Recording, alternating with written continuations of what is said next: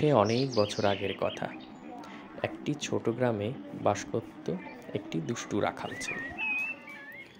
সেই রাখাল বালকটি সারাদিন বসে বসে চিন্তা করত কি করে গ্রামবাসীকে জ্বালানো যায়। একদিন রাখাল বালকটি একটি দুষ্টু বুদ্ধি করল।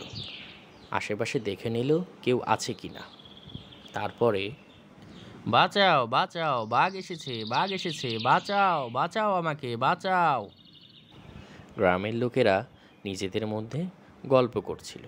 ঠিক তখনই তারা শুনতে পেল, বাঁচাও বাঁচাও, বাঘ এসেছে, বাঘ এসেছে, বাঁচাও বাঁচাও, আমাকে বাঁচাও। তারা তখন গল্প করা বাদ দিয়ে হাতের কাছে যা পেল তাই নিয়ে ছুটে গেল রাখাল বালকটিকে বাঁচাতে।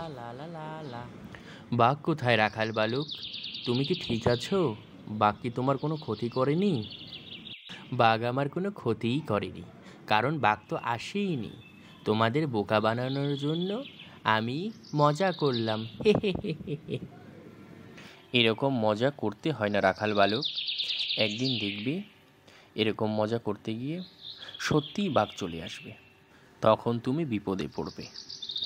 এই বলে তারা রাগে গজরাতে গজরাতে বাড়ির পথে রওনা দিল।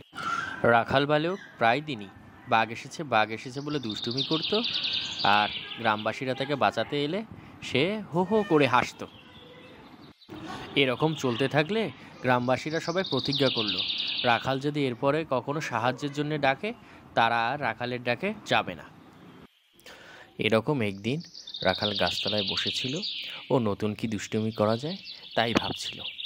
ঠিক তখনই সে দেখতে পেল এবার সত্যি সত্যিই বাঘ এসেছে। রাখাল ভয়ে জড়সড় হয়ে গেল। সে সাহায্যের জন্য চিৎকার করতে থাকল, কিন্তু এবার আর কেউ তার ডাকে সাড়া দিল না। সবাই ভাবল রাখাল এবারও মিথ্যা বলছে। বাঁচাও বাঁচাও, আমাকে বাঁচাও, বাঁচাও, বাঘ এসেছে, বাঁচাও বাঁচাও, আমাকে বাঁচাও বাঁচাও।